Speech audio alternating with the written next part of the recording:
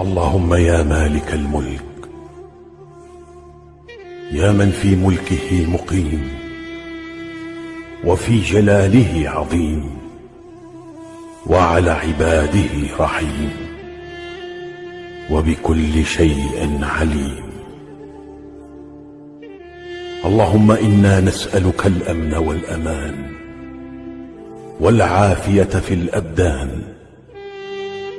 اللهم فرج همنا ويسر أمرنا واقضي حوائجنا. آمين يا رب العالمين. السلام عليكم، اللهم صل وسلم وبارك عليك يا حبيبي يا رسول الله. النهارده جايه لكم بفيديو جديد، فيديو طبعا فيه مشتريات وترتيب المشتريات، وبعد كده هنعمل الوصفه بتاعتنا اللي في الفيديو معانا. طبعا انا بوريكم انا ما جبتش اي فاكهه النهارده غير سفندي وبرتقان وكده كفايه قوي. معايا طبعا حاجات، انا جبت بتنجان طبعا، وجبت فلفل علشان هعمل محشي، وكان عندي كوسه من الاسبوع اللي فات. وطبعا الحاجات دي هنعمل مع بعض بيها برضو محشي. ومعايا طبعا البتنجان الصغير ده هنعمل برضو منه مخلل البتنجان. ومعايا طبعا خيار الكبير ده هنعمل منه الوصفه بتاعت النهارده المخلل. ومعايا الخيار الصغير ده الخيار بتاع الاكل. ومعايا طبعا بطاطس، انا زودت شويه في البطاطس لان انتوا عارفين ان انا بجيب المشتريات بتاعتي بتكفيني اسبوعين، مش بجيب كل اسبوع، لا انا بجيب كل اسبوعين. ومعايا جزر ومعايا طماطم ومعايا طبعا الحاجات اللي هتكفيني الاسبوعين ده. وطبعا ما كانش عندي مخلل خالص، فانا جبت البتنجان زي ما قلت لكم، وكمان جبت اللفت ده. ومعاه كمان البنجر عشان هنعمل مخلل باللفت. مخلل اللفت طبعا، وانا لازم هنحط عليه بنجر عشان يدينا اللون الوردي الجميل. ومعايا كمان الخيار الكبير ده برضه هعمل منه تشكيلة مخلل. وكمان معايا جزر. طبعا انا رصيت الحاجة طبعا في العلب بتاعتي زي ما انتوا عارفين، المنظمات بتاعت التلاجة رصيتها. والبتنجان اللي هو الصغير ده برضه حطيته على جنب كده، لان انا هعمل مخلل لللفت النهارده، ومخلل البتنجان هعمله في يوم تاني. وده البتنجان والفلفل اللي انا هعمل بيهم المحشي، هخليهم في الاكياس كده مش هفضيهم، لان انا هعمل بيهم المحشي اكيد مش النهارده، يعني يوم تاني. شايفين، انا هوريكم بس المخلل بتاعي، شايفين لونه عامل ازاي؟ والله العظيم لونه تحفه ونظيف جدا ومتقشر ومغسول والدنيا تمام. وكمان في طعم القرمشه. طبعا انا عملته وفتحت عليه عشان اختم معاكم الفيديو بعد 5 ايام. طبعا مخلل اللفت ممكن تاكليه بعد يومين او بعد 3، بس انا يعني اتاخرت شويه عشان الجزر وعلشان الخيار مش بياخد سوى اللفت. فزي ما انتم شايفين انا بوريكم الحاجات اللي انا هعمل بيها المخلل. الخيار الكبير ده والجزر وكمان اللفت. انا مش بعمل العروق بتاعه اللفت، انا بعمل الراس بس. زي ما انتم شايفين انا الحته اللي كنت بلاقي فيها لطعه او بلاقي فيها يعني بعد الشعيرات بتاعه اللفت كده، كنت بايه بكحتها كده بالسكينه، لكن مش بقشر اللفتايه كلها علشان انا عاوزه اللون الموف ده. حتى احنا لو ما عندناش بنجر وعملناه اللون الموف ده بيدي لون حلو قوي في المخلل برضه. زي ما انتم شايفين انا قطعت المخلل بتاعي كله زي ما انتم شايفين بالقطاعه، حابه تقطعيها بالسكينه، لو ما عندكيش قطاعه مفيش مشكله، بس كل البيوت اكيد فيها القطاعه دي يعني. طبعا انا غسلته كويس جدا برضو وصفيته برضو من الميه زي ما انتم شايفين. ومعايا دي طبعا جزرتين مبشورين، ومعايا بنجرايه مبشوره، ومعايا معلقتين كبار كده من الملح، علشان انا هدبل الملح الاول قبل ما احط المخلل في البرطمانات. طبعا حطيت الملح على اللفت، وبعد كده ضفت الجزر وضفت البنجر زي ما انتم شايفين. جربوا الطريقه دي. احنا ضفنا الملح ليه؟ علشان ندبل المخلل ويكون تقيل ودبلان كده معايا، بحيث ان احنا نملى بيه البرطمان، ما يبقاش بعد كده في حيز او في مساحه تحت كده، هتلاقي ربع البرطمان فاضي بعد شويه. وحطيت رشه كده من الشطه البودر الحاميه، لو انتي مش حابه تحطي مفيش اي مشكله. او انتي ممكن تحطي قرن فلفل اخضر حامي بديل الشطه البودر زي ما انتوا شايفين. وهبدا اقلب بقى كده بالمعلقه، علشان البنجر يعني يخلي كل اللفت لون واحد. وهرش برضو رشه كده من الميه دي، ميه عاديه جدا، ميه بارده من الحنفيه، علشان البنجر يعني يعني المخلل ياخد من كل لون البنجر، يبقى الكل لونه وردي ولونه جميل. وهسيبها كده بقى واغطي عليها وهركنها على جنب. وكل شويه هبقى بالمعلقه كده وهبدا اقلب علشان اللي فوق يجي تحت واللي تحت يجي فوق، بحيث ان كل البنجر اللفت ياخد من لون البنجر تمام. وهركنها كده على جنب. وهعمل نفس الطريقه مع مخلل الجزر ومخلل الخيار، برضو رشة الملح. وبرضو هحط شوية من الجزر المبشور والبنجر المبشور، بس ده هضيف له مية دافية مش هضيف مية باردة، علشان زي ما قلت لكم الجزر يعني بياخد وقت شوية في التخليل، فانا هضيف له مية سخنة كده من من الكتل. وهاعمله برضه بنفس الطريقة كده، وهاغطي عليه وهاسيبه بقى عقبال بقى نتغدى ونغسل المواعين وننضف طبعًا المطبخ بتاعنا مكان الكركبة الجامدة دي، وبرضه رشيت رشة كده من الفلفل أو من الشطة الحامية، وبرضه نفس الليفت هاغطيه وهاركنه على جنب، ونشوف بقى زي ما قُلت لكم اللي ورانا، نتغدى ونغسل المواعين بتاعتنا وننضف المطبخ بتاعنا، وبعد كده نرجع بقى علشان نعبيه في البرطمانات مع بعض. أنا ضِفت له مَيّة سخنة زي ما قُلت لكم، أنا ده هاضيف له مَيّة سخنة لإن الجزر يعني بياخد وقت شوية في السِوَى مش زي اللِفت طبعًا ممكن تعمليه وتاكلي منه تاني يوم آخر النهار ما فيش أي مشكلة، لإن اللِفت مش بياخد سِوَى في التخليل يعني ما بياخدش وقت يعني في التخليل. بس بصراحة لمّا بتحطّي بقى البنجر على الخيار بيخلّي الخيار الخيارة كده قلبها لونها أحمر كده وبتبقى جميلة، أنا باحب أحط البنجر مع الخيار مش مع اللفت بس، زي ما أنتم شايفين كده وركنتهم بقى مدة طويلة وبعد كده رجعت لهم تاني بقى علشان نعبّي البرطمانات بتاعتنا مع بعض، أنا كنت طبعًا مخدوعة وكنت لامّة البرطمانات بتاعة البيت كلّه يعني، بس هُم للأسف ما جوش غير في البرطمانين 2 بس.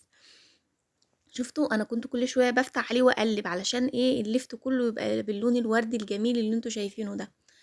هابدأ طبعًا البرطمان ده طبعًا إزاز، أنا باحب أخلِّل في البرطمانات الإزاز، أنتِ حابة تخلِّلي في أي نوع برطمانات أو حتى في علبة من بتوع التلاجة ما فيش أي مشكلة، بس أنا يعني كان عندي البرطمانات دي، هابدأ بقى أعبّي البرطمانات، هاصفّي المَيّة، هاخد بس الليفت هاصفّي المَيّة، ليه بقى هاصفّي المَيّة؟ عشان المَيّة ما تاخدش يعني ما تخلّيش كده يعني في فراغ في البرطمان، أنا عاوزة البرطمان يبقى مكبوس ما فيهوش غير ليفت بس، وكمان علشان المَيّة دي لسه مش واخدة الحُدْق الكامل بتاع المخلِّل، لسه هنضيف لها ملح وبعد كده نبقى نضيفها في البرطمانات. فأنا عبّيت البرطمان زي ما أنتم شايفين كده، وهابدأ بالمعلقة كده أنزّل تحت المخلِّل والبرطمان يتملى وبقى كده تمام التمام، ده البرطمان الأولاني أنا حطيته كلّه ليفت بس. بعد كده بقى معايا البرطمان التاني ده، البرطمان ده كبير، هابدأ بقى ألِم كل اللي معايا ده بقى فيه، المخلِّل هاعمله بقى برطمان مخلِّل مشكّل، هاحط الجزر مع اللي هو الجزر والخيار دول، بس هاحط الجزر والخيار تحت، لإن زي ما قُلت لكم دول بياخدوا وقت في السِوَى فهاحطهم تحت، وبعد كده أكمّل بالليفت اللي معاه، وبرضه هاصفّي المَيّة علشان المَيّة دي لسه إحنا ما حطيناهاش كفايتها من الملح، وكمان عشان البرطمان ما يعني ما يبقاش فيه فراغ، زي ما قُلت لكم إحنا من الأول دبّلناه بالملح علشان ما يبقاش البرطمان فيه فراغ. ومعايا كده كام فص كده من التوم، دي فصوص توم صحيحة أنا مقشّراها طبعًا وغاسلاها، هابدأ بقى أحط في كل برطمان كده فصين أو 3 فصوص توم طبعًا على حسب حجم البرطمان بتاعي، وهابدأ بقى أعبّي كل اللي معايا ده، البواقي اللي فضلت معايا دي كلّها هاعبّيها في قلب البرطمان. بجد جرّبوا الطريقة دي في المخلل الليفت، يعني في ناس تقول لِك لأ ده الليفت ده لمّا بيقعد يوم أو 2 أو أسبوع، لأ ده ممكن يقعد معاكِ 3 أسابيع وكمان الجو برد، وحتى ولو في الصيف يقعد معاكِ بس بشرط أول ما تفتحي البرطمان تحطيه في التلاجة، هيفضل معاكِ وقت طويل جدًا وهيبقى ليه ريحة حلوة أوي.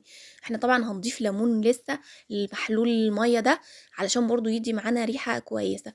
في ناس يعني تقول لِك لأ ده ريحة المخلل الليفت ده أو المَيّة بتاعته بيبقى ريحتها وحشة، لأ خالص، جرّبي بس الطريقة دي وأنتِ هتلاقي المخلل الليفت اختلف معاكِ. طبعًا إحنا عبّينا البرطمانين زي ما أنتم شايفين كده للآخر، ودي المَيّة اللي إحنا كنا حاطين فيها مش هنرميها، دي المَيّة اللي إحنا هنعملها المحلول وهنزوّد بيها. طبعًا هي حاطط لها بقى الملح المضبوط بقى بتاعها، ومعايا هنا بقى 3، 4، 5 الليمون اللي عندِك حُطّي، يعني الليمون مش هيزعّل أبدًا، الليمون حلو أوي في المخلّلات، أنا معايا حوالي 4 ليمونات كده، هابدأ أعصرهم على المحلول بتاع المَيّة والملح ده. طبعًا هو في برضه بَشْر كده من الجزر، لإن إحنا كنا أساسًا دي المَيّة اللي إحنا كنا حاطين فيها المخلل من الأول، أو يعني حطينا كمية مَيّة بسيطة والمخلل كمان نزّل المَيّة اللي فيه، أو الخضار بتاعنا ده نزّل برضه المَيّة اللي فيه. هنبدأ بقى نزوّد بالمَيّة دي البرطمانات، وهي كل حاجة سبحان الله جات مضبوطة بالضبط، المخلل جه على قد البرطمانين دول، وكمان المَيّة جات برضه على قد البرطمانين بالضبط. فأنتِ طبعًا لمّا بتعملي الحاجة كذا مرّة بتبقى عارفة العيار وبتعرفي تضبطيه يعني. وما ضبطش معاكِ أول مرّة هيضبط معاكِ بعد كده. القشر بتاع الليمون ده طبعًا مش هنرميه اللي إحنا عصرناه، هنبدأ كده نحطه على فتحة البرطمان، بحيث إن هو برضه ينزل لنا المخلل اللي تحت أو الليفت اللي تحت. دي أكياس من بتاعة التلاجة العادية طبقناها كده ونحطها على وش البرطمان، بحيث إن هي برضه تغطس لنا المخلل. واحنا بنحاول كل ده عشان نحفظ البرطمان ان هو ما يبقاش عليه اللي هي الطبقه البيضه، الريمه البيضه دي اللي بتبقى فوق على الوش. فالمخلل لو عايم على الوش هتبص تلاقيه يعمل الريمه البيضه دي، لكن احنا بنحاول نغطسه. فانا حطيت الاكياس دي على وشه كده علشان المخلل يبقى غطسان تحت. وده كيس تاني برضو فتحته 2 كده وهحطه على برضو وش البرطمان، بحيث ان انا ايه احكم يعني الغلق، يعني الغطا يبقى ايه محكوم جدا على البرطمان، وايه وما يبقاش يعني ما يبقاش مهوي، يعني البرطمان يبقى مقفول كويس يعني. زي ما انتم شايفين بصراحة جميل جدا. تبدأي بقى ايه تقلبي كده من تحت لفوق، بحيث ان ايه يعني كله يبقى واصله كل حاجة يعني. هنسيبهم طبعا زي ما انتم شايفين، انا بوريكم بقلب لكم البرطمان بقول لكم شايفين عامل ازاي. والله احسن من بتاع المحلات سبحان الله، يعني احسن من بتاع المحلات. انت عاملاه في بيتك وغاسله كل حاجه وضامنه كل حاجه، وكمان هيوفر معاكي كتير يعني. هو المخلل دلوقتي بقى بفلوس برضو.